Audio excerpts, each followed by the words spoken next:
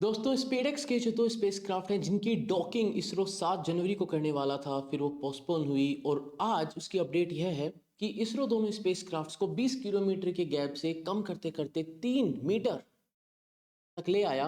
But then पता नहीं क्यों अचानक इसरो ने डिसाइड किया कि डॉकिंग नहीं करी जाएगी और स्पेसक्राफ्ट्स को फिर से दूर ले जाया गया। अगर हम इंफॉर्मेशन को देखें जो इसरो ने प्रोवाइड करी, तो ये कुछ इमेजेस हैं जो इसरो ने प्रोवाइड करी थी जब स्पेसक्राफ्ट 105 मीटर दूर थे एक दूसरे से। और दोनों स्पेसक्राफ्ट के ऊपर जो कैमरास लगे हुए हैं, उन कैमरास ने जो फोटोज कैप्चर करी हैं, वीडियो मॉनिटर कैमरास ने, वो इस 12 जनवरी की रात 2 बजे। ये दूसरी इमेज है, ये इसरो ने शेयर करी थी जब दोनों स्पेसक्राफ्ट एक दूसरे से 15 मीटर की दूरी पे थे। और 15 मीटर की दूरी पे आप अगर इस फुटेज को देखेंगे तो ये फुटेज कुछ ऐसा लग रहा है जैसे स्पेसक्राफ्ट वहां पर बंध चुका है, रुक चुका है। 15 मीटर से आगे बढ़ते हुए स्पेसक्राफ्ट को 3 मीटर पास ले आया गया था। इतना पास आने के बाद भी ऐसा क्या हुआ कि इसरो ने डिसाइड किया कि इसको ट्रायल रखते हैं एंड डॉकिंग वापस अटेम्प्ट करी जाएगी। थोड़ा सा इसको समझने के लिए हम एक काम करते हैं। तो यहाँ पर देखिए डॉकिंग मैकेनिज्म एंड डॉकिंग का जो सेंसर सूट है जो इसरो ने डेवलप किया था, अगर हम उसकी बात करें तो डॉकिंग मैकेनिज्म में जो चेजर और टारगेट हैं वो दोनों एक दूसरे को अप्रोच करेंगे 10 मिलीमीटर पर सेकंड की स्पीड से। ये मेजर करना बहुत जरूरी होगा कि हमने ये स्पीड अटेन कर ली है। फिर एंड्रोगाइनस सिस्टम होगा, इसका मतलब ये है कि अगर चेजर डॉक नहीं कर पा रहा है तो टारगेट अपने सेटअप को यूज करके डॉक कर लेगा। Both can initiate the docking.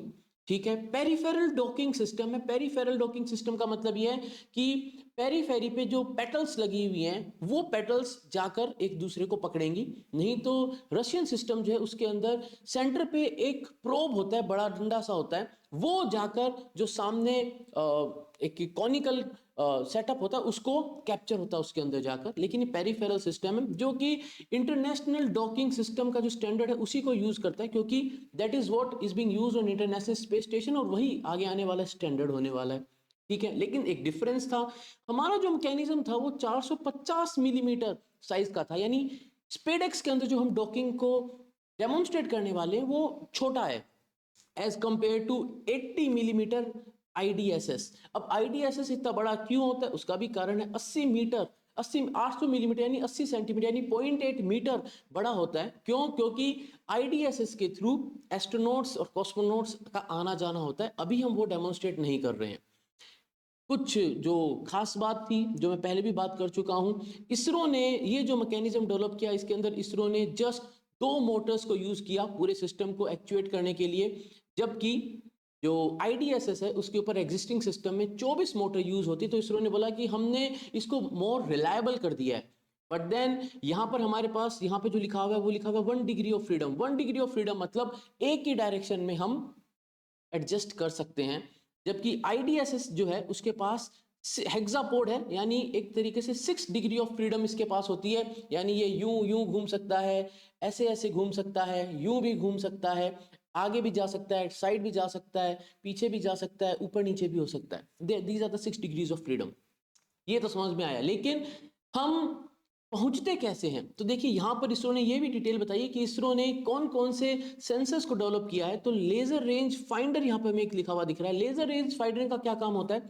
Laser छोड़ी जाती है, सामने एक रिफ्लेक्टर लगा हुआ होता है, वो यहां पे लिखा हुआ होगा, ये रहा corner cube retro reflector.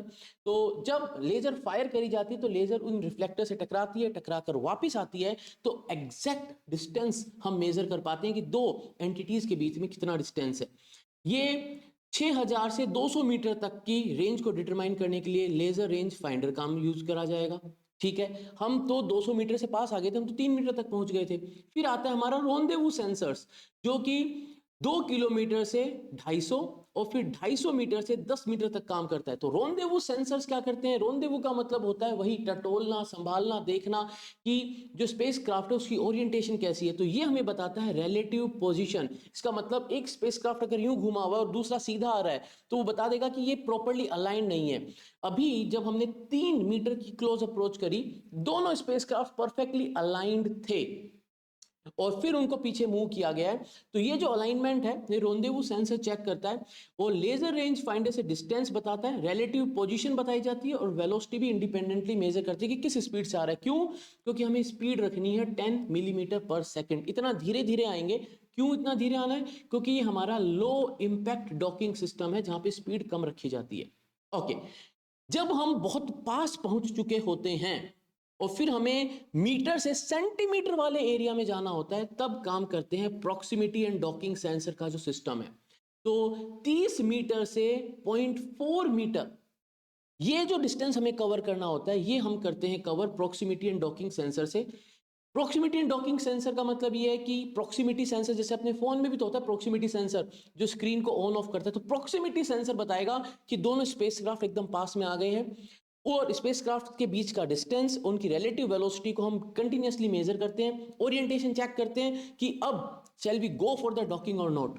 Laser diodes जो होते हैं ये डायोड होते हैं जो स्पेसिफिक वेवलेंथ पे इमिट करते हैं इलेक्ट्रोमैग्नेटिक रेडिएशन, इनको टारगेट के जैसे यूज किया जाता है। कौन यूज करता है इनको? इनको यूज करता है प्रॉक्सिमिटी एंड डॉकिंग सेंसर का सिस्टम और रोंदेवू सेंसर्स इसको यूज करते हैं। साथ में एक वीडियो मॉनिटर होता है जो 20 से 0.5 मीटर तक की रेंज के अंदर कैप्चर करता है वीडियो को। तो ये जो वीडियो मॉनिटर है ये डॉकिंग के उस पूरे सेटअप को कैप्चर करेगा जो क्लोज अप्रोच होगी।